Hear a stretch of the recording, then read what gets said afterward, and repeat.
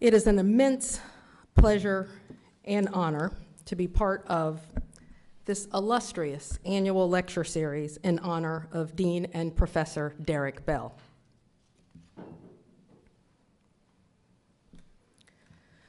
I will begin with a preface statement and a rundown of a lexicon of terms and descriptions that will assist you as I illuminate three realities about the project to destroy inclusion-motivated race attentiveness.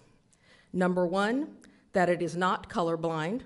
Number two, its hidden legal agenda. And number three, that it has a morality-shifting agenda. Since a key theme of my lecture involves restoring context, particularly centuries-long and decades-long historical context, to the current legal attacks on inclusion-motivated race consciousness, I'm going to start with the preface from a project I completed and published in the Syracuse Law Review last year, titled Affirmative Action After SFFA versus Harvard, The Other Defenses. I am a seventh-generation American, yet I am a first-generation full citizen American. I trace my ancestry to my great-great-great-great-grandfather, who was born in Duplin County, North Carolina in 1775. This is the same year the first battles of the American Revolution were fought. At that time, the Duplin County area of eastern North Carolina was populated mostly by English colonists and enslaved African Americans. Generations of my family, living over 200 years in America, were American anti-citizens, persons whose racial identity as African American marked them before the U.S. Civil War as racially ineligible for citizenship under the U.S. Constitution, and after the enactment of the 14th Amendment, especially racially targeted for constitutional citizenship negation by an ideology built on the idea that full inclusion in America and its body politic is antithetical to blackness. Spanning 2 centuries of American history, the lifetimes of my first, second, third, and fourth great-grandfathers were all marked by exclusion from full American citizenship. Because Dred Scott versus Stanford, the 1857 Supreme Court ruling riddled with logical inconsistencies and white supremacist personal beliefs, held that the identity of persons of African descent as black, whether enslaved or free blacks, was antithetical to the status of being an American citizen. Citizenship was non-existent for my ancestors of African descent.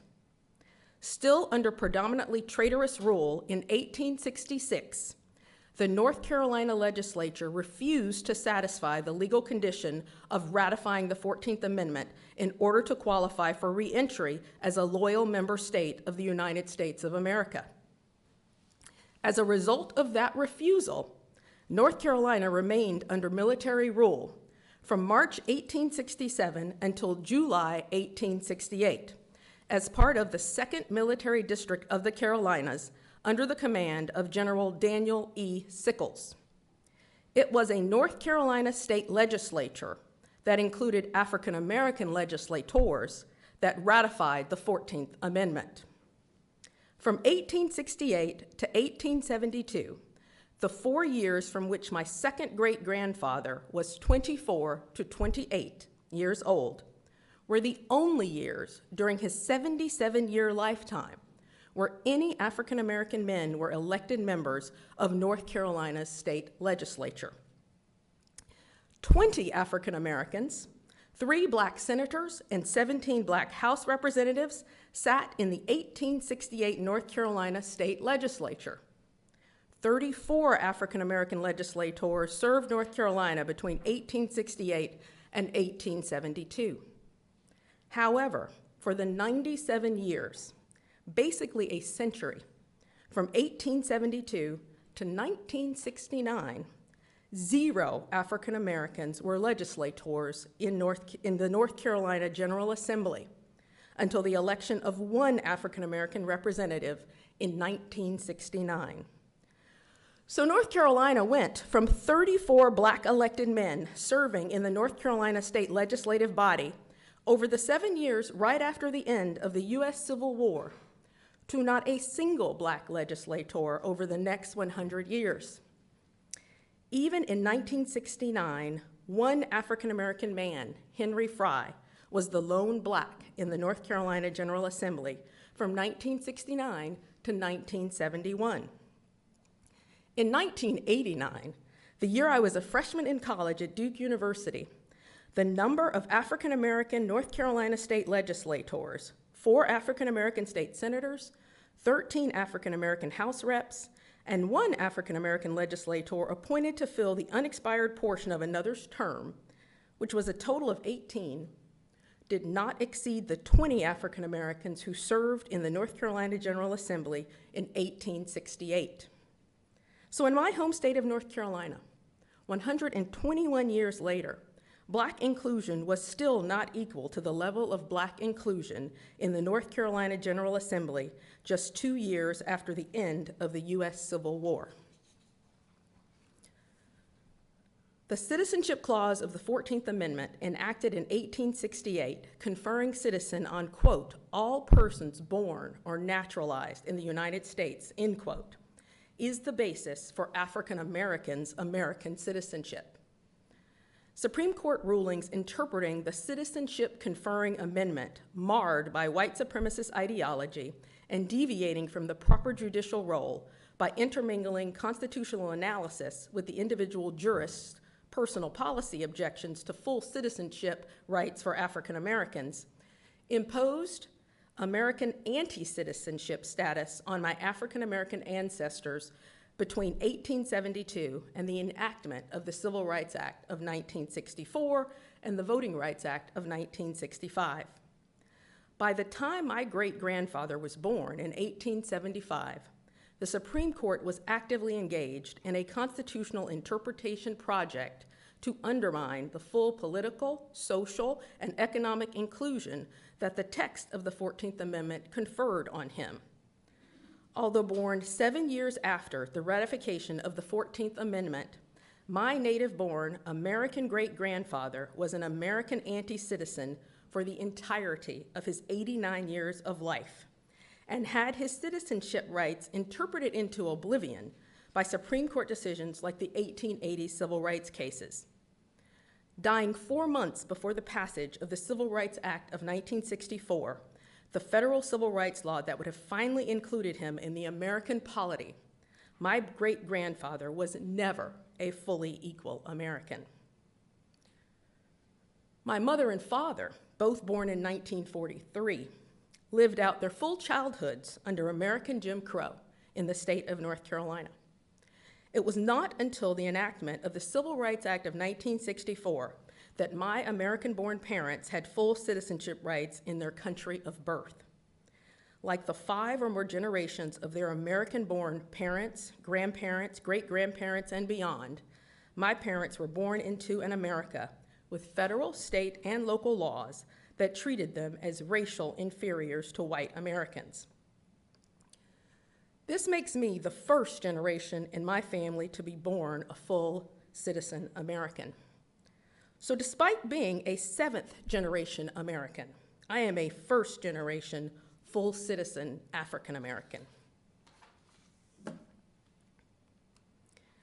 It is within this context, in my writings and here today, I suggest a lexicon that includes the term repression army to connect the contemporary threat to federal civil rights laws to the racial repression that began in the 16th century in what is now the United States. As in my writing, when I use the term repression army here today, I refer to individuals and groups who are marshaling independent and government power to repress the human, citizenship, and equitable inclusion rights of African Americans and other persons of color.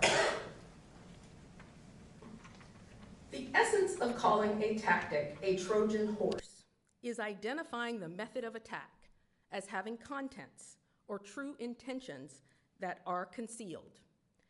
In Virgil's epic fictional tale, the ruse of the original Trojan horse is twofold. First, a warrior carpenter builds an enticingly beautiful, mighty wooden horse in which dozens of Greek warriors in full battle gear could be hidden. Second, the Greeks pretend to give up the battle, pretend to desert the war, and sail away to a nearby island, not back to Greece. A Greek warrior named Sinon plays the pivotal role of telling two intricate lies to the Trojans: that Sinon had switched sides in the war, and that the Greeks had given up on the war, and in so doing abandoned the wooden horse, a gift offering that Sinon promised would bring blessings to the Trojans from the goddess Athena if they brought it into their city gates. Troy's soldiers take in the gift against the warnings of Trojans Laocoon and Cassandra to be afraid of Greeks, even those bearing gifts, and not to bring the wooden horse into the gates. In fact, the Trojans are so effectively taken in by the Greek army's two-pronged deception tactic that they knock off the upper walls of their own city gates to bring the enticing container into Troy. The hidden Greek soldiers descend from the wooden horse's belly after dark, slay the Trojan guards, and open the gates from within to give entry to the rest of the Greek army that had previously pretended to give up, but has now returned from the island where they had been waiting. In the end, the Greeks destroy and overtake the city of Troy, slaughter or enslave all of the Trojan people, and win the 10-year-long war. A Trojan horse admissions lawsuit, like the Trojan horse constructed by the Greeks, purports to give a gift: greater fairness in college admissions, that it is not constructed to and never does deliver. Purveyors of such lawsuits, a group that includes but is not limited to a man named Edward Blum, more on him in a bit, play a role analogous to the infamous Greek liar soldier Sinon, and use a variety of scapegoating and distraction techniques to feed the misimpression that affirmative action in favor of African Americans and Latinos is to blame when a student with excellent grades and test scores fails to gain admission to their first choice highly or hyper-selective college. I have and am currently examining this phenomenon extensively in my published work titled Obscuring Asian Penalty with Illusions of Black Bonus, and a work in progress titled Anti-Asian Racism in Civil Rights Clothing: How SFFA versus Harvard Degrades Discrimination. But like the Trojan horse that was actually full of soldiers who jumped out of the gift to do great harm to the unknowing city that accepted it, the idea that racial affirmative action is the reason that poor white children and white children from working class families are absent from hyper-selective American colleges, or the reason that high-scoring Asian American students are denied admission, is only a big and enticing distraction. The enticing exterior facade of college admissions cases as engines of fairness purposely obscures historical shifts and changes in college admissions. These are the many real reasons that the probability of exceedingly qualified high school students gaining admission to hyper-selective private universities and to the highly selective campuses of state university systems has been getting lower and lower each year since the 1990s. The legal remedy sought but not achieved in SFFA versus Harvard, making it categorically illegal for universities to employ inclusion-motivated race consciousness, will not rectify any of them. For example, a significant percentage of admissions to hyper-selective educational institutions, such as Ivy League colleges and elite liberal arts colleges, have historically been and are still contingent on non-academic criteria that advantage well-connected and wealthy students, like being a full-paying customer and having access to highbrow academic admissions criteria, such as high levels of advanced placement and rigor signaling curricular offerings. The modern-day versions of the previous Ivy League requirement that applicants have scores on exams administered in Greek and Latin. Other non-affirmative action reasons it is increasingly difficult to be admitted to hyper-selective colleges and universities include the exponential increase in applications to highly selective colleges stemming from electronic college application platforms like the Common App that make it easy for every applicant to apply to a multiplicity of colleges with a single click. And the now uber big business and big money industries of test preparation and private college application coaching. Applications to college were hard copy and sent via the mail, and test prep and college coaches were few and little used 40 years ago. A final example that is a key contributor to the yearly decreases in the admissions chances of high schoolers is the little discussed fact that the U.S. News and World Report ranking system incentivizes colleges to boost their U.S. News and World Report selectivity score by soliciting larger and larger numbers of applicants because of, not in spite of, it necessarily resulting in higher numbers of denied high schoolers, as the number of new slots remains predictably constant from year to year because it is limited by each institution's classrooms, living space, and faculty instructional capacity.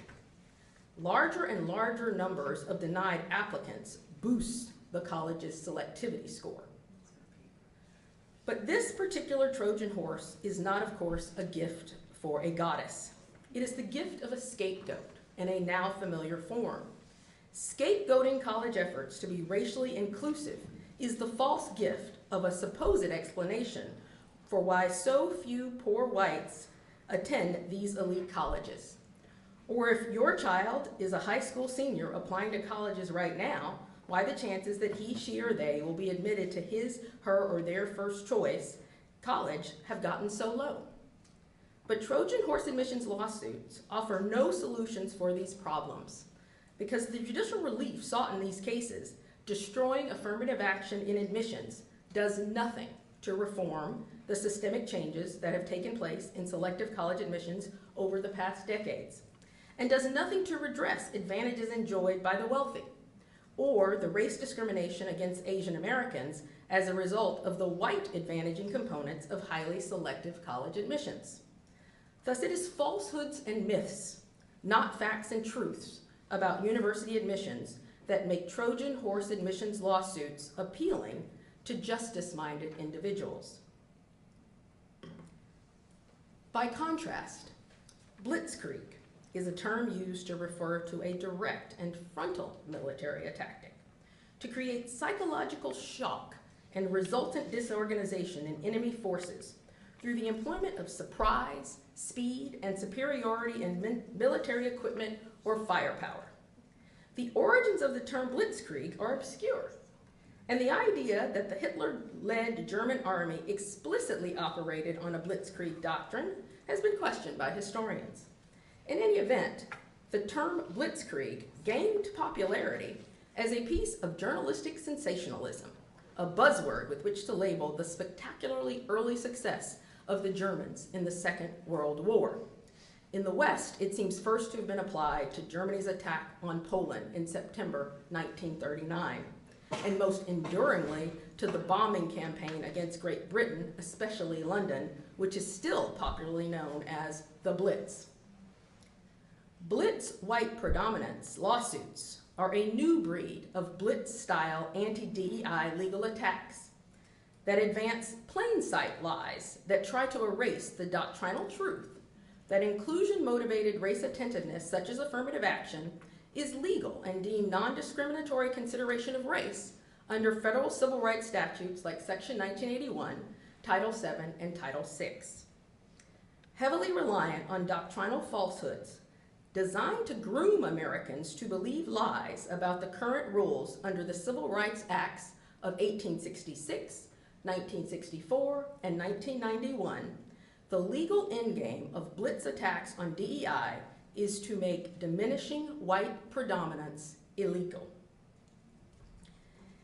Anti-DEI Blitz attacks have a lie-based Alice in Wonderland character. If a Blitz anti-DEI letter asserts as an action is patently illegal, quote unquote patently illegal, and cites a Supreme Court Title VII case, be advised that you will likely find that the truth of the matter is that the case holds the exact opposite. Blitz Title VII letter attacks are light on case citations and the doctrine they do cite is often bizarrely inapplicable, such as Brown versus Board of Education or Texas versus Johnson, a case about school desegregation and a case about flag burning. When one such suit was filed against the Fearless Fund, African American women received less than 1%, roughly 0.35% of venture capital funds in the United States. Despite the overwhelming white predominance of venture capital funding, an anti-DEI group sued the foundation of an Atlanta-based venture capital firm founded by 2 Black women only 2 years into their grant contest program. The grants attacked by the anti-DEI group were minuscule in relation to the overall amount of venture capital distributed in the United States in 2021, a record $347 billion. Accordingly, the lawsuit against the Fearless Fund Foundation for its Strivers grant to Black female startup founders is a shockingly ahistorical Blitz-style weaponization of Section 1983. Ignoring the text and history of Section 1983 of the Civil Rights Act of 1866, the overall strategy of anti-DEI forces is to blitz America with an ahistorical, atextual, and acontextual narrative about Section 1981 law. Attacks like the lawsuit against Fearless Fund weaponize a law that textually declares, quote, all persons in the United States, end quote, have the same right to enter contracts as, quote, is enjoyed by white citizens, end quote. This type of Section 1981 Blitz white predominance lawsuit seeks to destroy the over a century and a half years old racial inclusion capacity of this post-Civil War anti-discrimination in contracting provision. Similarly, dozens of recent Title VII Blitz white predominance attacks are shocking because they allege it is illegal to diminish white predominance in American industries, companies, sectors, and job categories that are notoriously, overwhelmingly comprised by whites, particularly men. The choice to send an EEOC letter threatening NASCAR for violating Title VII for inclusion-motivated race attentiveness is like an anti-DEI shock and awe military attack. NASCAR is a largely white sport where Confederate flags, including the traitorous North Carolina Confederate flag that can be seen on the left here, were prevalent until they were banned in 2020. The same year, which is just 4.5 years ago, a rope tied in the exact distinctive manner of a life-size noose was found hanging in the garage of the 43 car of Bubba Wallace in 2020. Wallace is one of the only 2 Black drivers to have ever had full-time entry in the top-tier NASCAR Cup level series in NASCAR's 77-year history. The other is Wendell Scott, back in the 1960s. When an anti-DEI group sent its letter charge to the EEOC falsely alleging that NASCAR's racial DEI efforts violate Title VII, a minuscule fraction of 1%, 0.02% of NASCAR drivers in 2023 were African American. That's just Bubba Wallace. The merely 2 African American NASCAR Cup level drivers make up such a small proportion of the overall number of NASCAR drivers over the past 77 years that the white predominance among NASCAR drivers is mathematically 100%, unless taken to an extreme number of decimal points. The Supreme Court's decisions evaluating affirmative action policies in employment deem affirmative action-related race attentiveness lawful and non-discriminatory as a matter of Title VII employment discrimination law.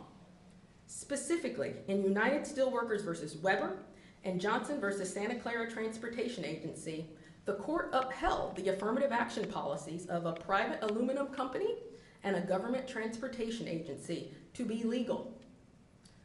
Under the Weber and Johnson precedents, the U.S. Supreme Court has held that Title VII leaves areas of discretion for employers to adopt affirmative action plans to eliminate racial imbalance in white predominant job categories. The advancement of plain sight lies about the current Supreme Court established doctrinal meaning of federal anti-discrimination statutes like Section 1981, Title VII, and Title VI promotes the future installation of an unprecedentedly race exclusionary legal system I term a racial inclusion illegality regime.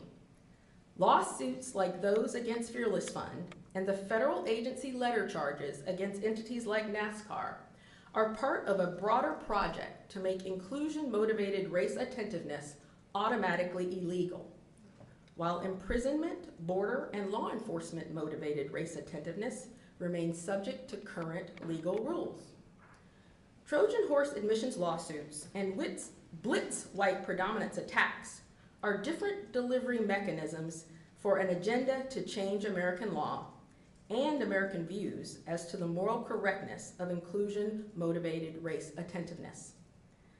The SFFA lawsuit, like the other Trojan horse admissions cases that preceded and will follow it, is a fake gift with hidden dangerous contents. Its contents are: 1, a strategy to install a first-of-its-kind legal regime under which it would become categorically illegal to diminish white racial predominance to any degree. And number 2, the centuries-old falsehood that any degree of diminishment of historically long-standing predominance of whites as a racial group is racism against that group.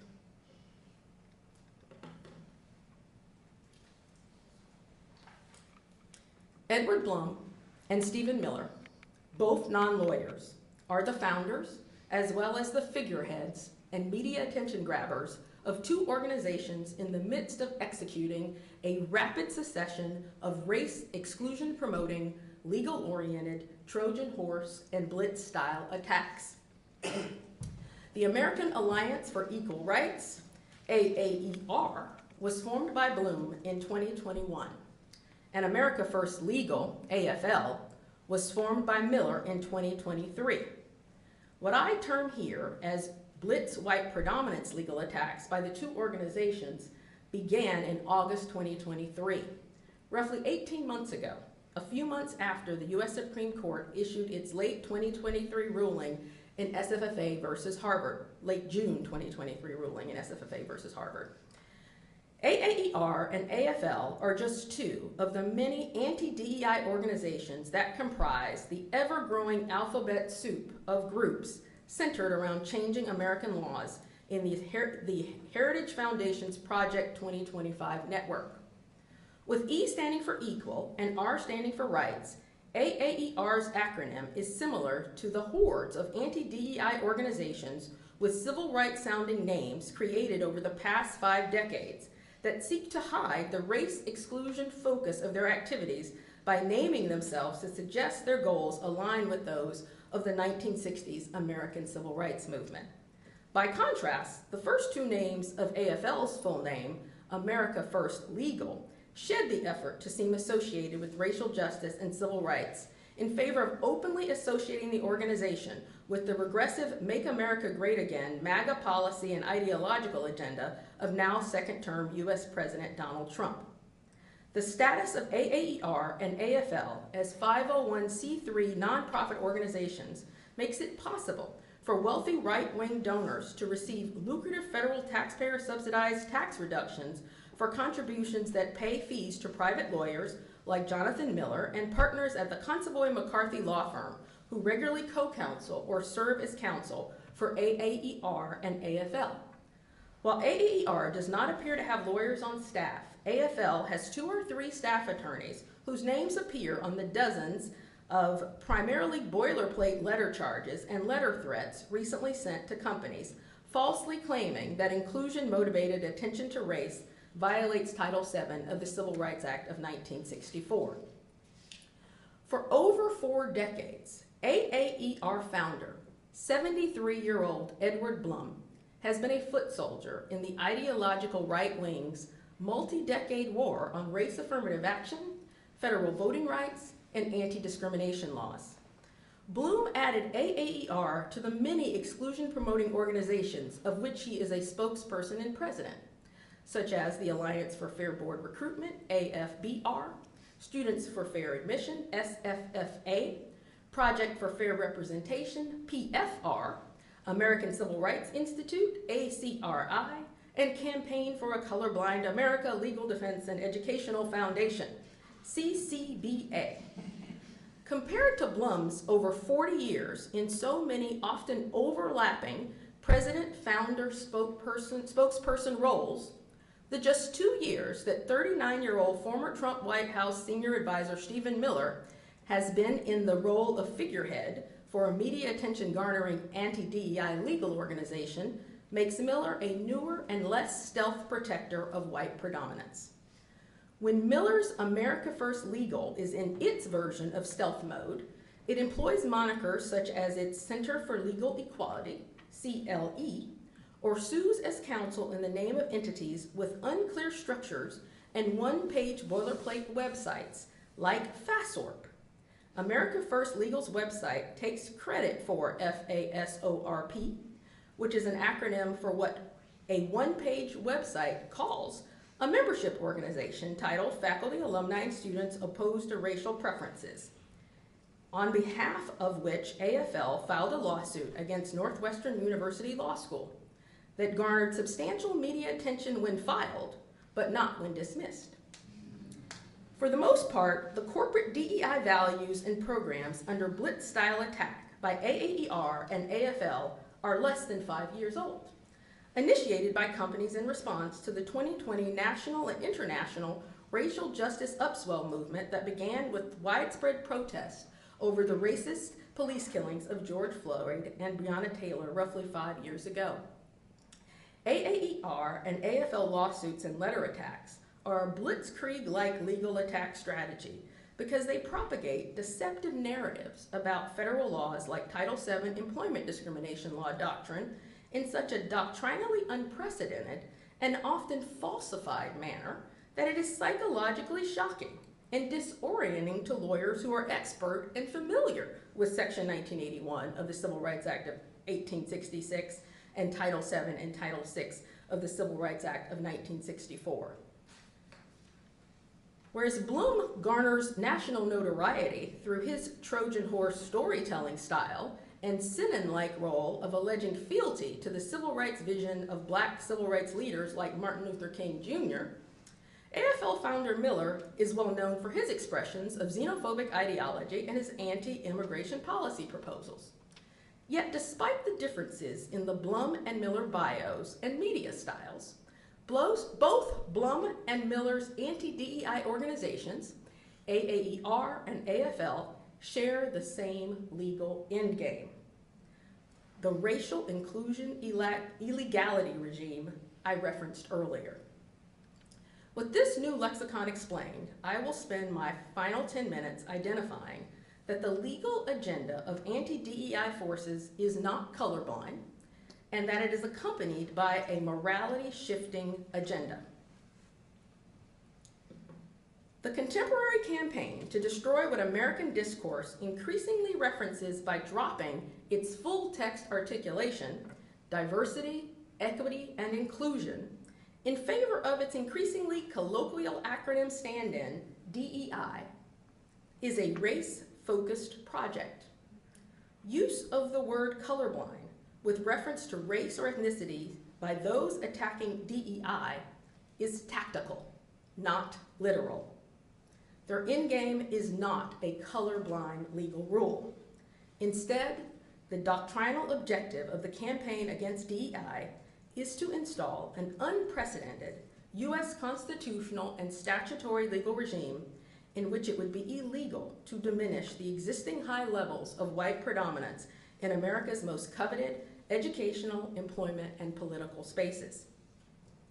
Both Trojan horse admissions lawsuits like SFFA versus Harvard and the new breed of legal blitz attacks, including lawsuits like those against Fearless Fund Management and federal agency charges against entities like NASCAR, are aimed at establishing automatic illegality for inclusion-motivated race-conscious policies but would leave the rules for imprisonment, border, and law enforcement motivated race attentiveness unchanged. This law-shifting project is not at all colorblind.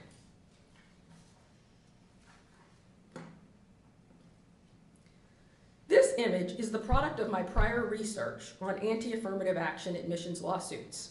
It is a visual representation of what I have called selective targeting of inclusion-motivated race attentiveness by anti-DEI groups like SFFA, led by anti-DEI advocates like Edward Blum, who market their anti-DEI project as colorblind. As the image's title states, my conclusion is that selectively targeting inclusion-motivated race classifications is not colorblind. The image points out that targeting only inclusion-motivated race classifications to be categorically banned, declared per se illegal, while the strict scrutiny test would still be applicable to prison-motivated race classifications, policing-motivated race classifications, and border security race classifications is not colorblind. SFFA lawyers asked explicitly in pleadings and at oral argument before the U.S. Supreme Court that the court overrule the affirmative action reaffirming Grutter versus Bollinger case precedent. At no time in the SFFA versus Harvard litigation, including during oral argument when the case was before the U.S. Supreme Court, did SFFA attorneys acknowledge that SFFA's doctrinal request of the court constitutes a selective targeting of inclusion-motivated race attentiveness for categorical banning. Neither counsel for SFFA nor any of the justices raised the fact that SFFA's ask of the court was to craft a never-before-existing rule under which inclusion-motivated race attentiveness would be the only form of race attentiveness that would be per se illegal, instead of the current rule that applies strict scrutiny to all race classifications.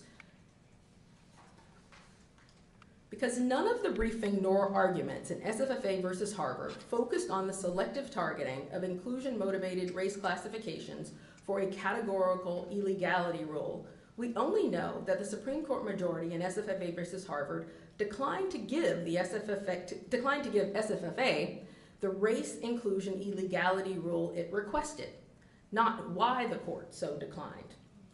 As a doctrinal matter, this means, as of now, the U.S. Supreme Court has chosen not to impose a more onerous rule for inclusion-motivated race attentiveness than for exclusionary and punitive race attentiveness.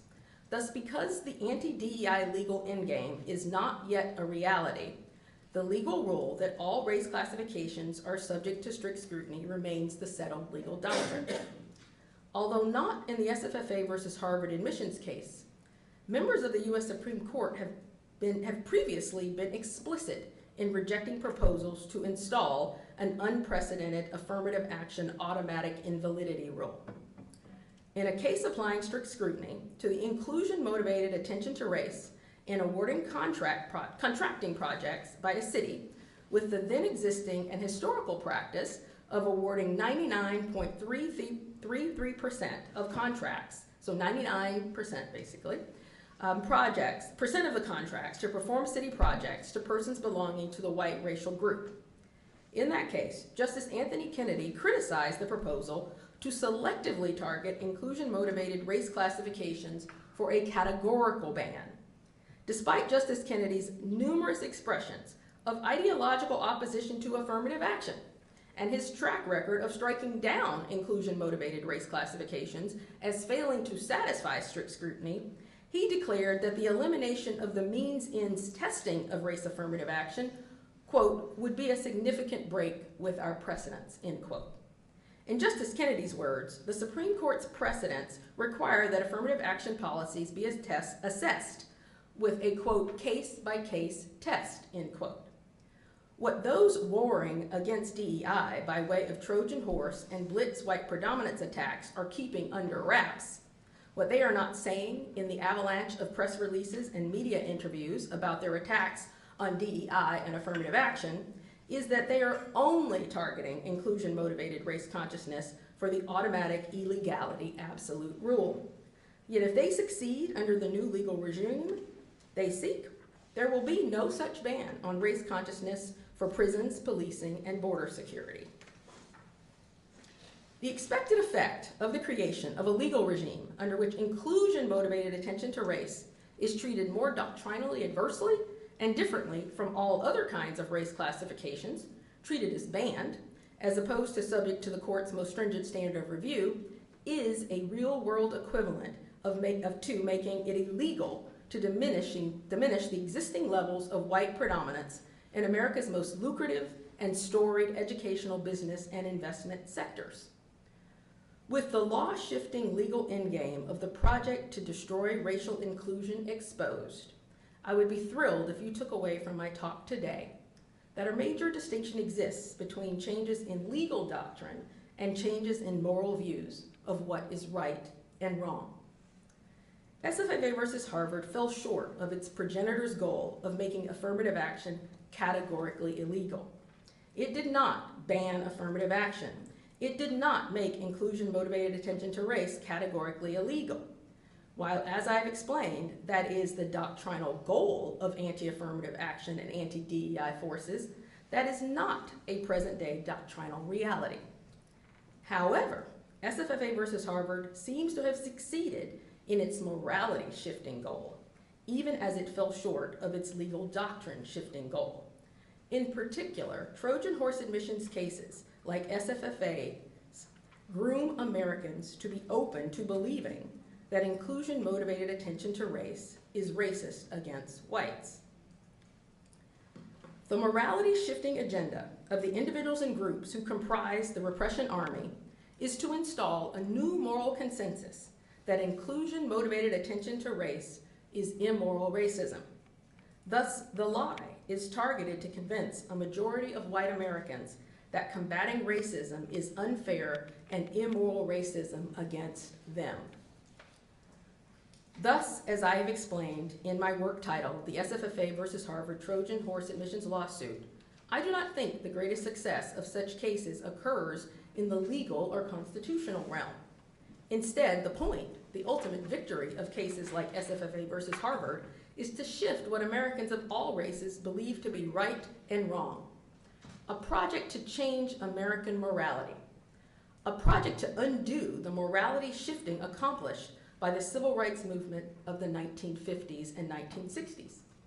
By this I mean, I have concluded that the attack on full citizenship inclusion of non-whites, attacks on affirmative action, and attacks on DEI have a moral shifting goal that is distinct from its legal rule shifting goals.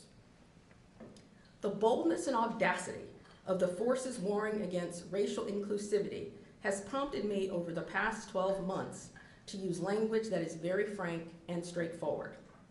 As I tell my constitutional law students, sometimes theoretical and doctrinal issues are of such pressing importance that we should use language that makes the substantive point accessible and understandable to our non-lawyer cousins. Being frank and using the most accessible language I can, I am saying that it is a lie, and a bald and bold one, to teach people that attempting to counter racism is racist against whites. As a law professor, I always prioritize teaching my students to distinguish between when someone is making a moral claim instead of a legal one. This is a tool I try to send my law students out into the world with, if for no better reason than to help them decide what kinds of discourse and even what kinds of disagreements they have the time and energy to engage. The question of whether a practice is moral or immoral is wholly different from whether something is legal and or constitutional. Under the US's original Constitution, enslaving other human beings was legal. Nevertheless, white as well as black abolitionists firmly believed enslaving other human beings was morally abhorrent, and religious abolitionists argued slavers would burn in hell. As you sit here and listen to me now, you likely know your own personal view as to whether you do or do not believe that efforts to include races and racial groups are unfair and racist against whites. And this can be applied outside of a racial context. So you likewise probably know if you believe it to be unfair and sexist against men to engage in inclusion-motivated sex attentiveness, unfair to heterosexual or cisgender persons to engage in inclusion-motivated attention to sexual orientation or gender identity, The concept can be considered in a wide range of intersectional ways of thinking about ourselves. With respect to socioeconomic status, do you think it is immoral to make an institution with predominantly high-wealth students conscious of income in deciding who it admits? I also encourage you to be honest with yourself about the difference between a policy preference, what you prefer or not prefer to be a rule or policy at any given time, and a moral view of whether a particular policy is morally right or wrong. When April 15 rolls around, many people might prefer our federal, state, and local governments not have taxation policies because they would prefer to have all the benefits of government without ever having to personally pay for it. In that moment, your policy preference might be no taxes.